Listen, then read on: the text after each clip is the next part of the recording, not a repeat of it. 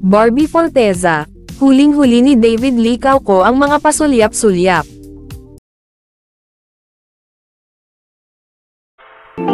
Chika Test Today. Sabay ngiti, matapos ang ginawang pagsulyap ni Barbie. Ang bilis din tumingin ni David, nang nakita niya nakatingin din si Barbie sa kanya. At mas lumapit pa si David sa pag-aakala siguro nalilingon ulit si Barbie. Na-miss ata ni Barbie si David, pansin na nakailang tulak siya kay David.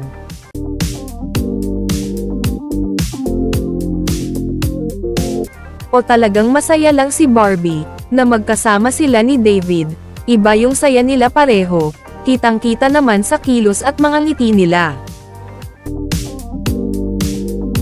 Abot tenga, ang kilig smile ni Barbie.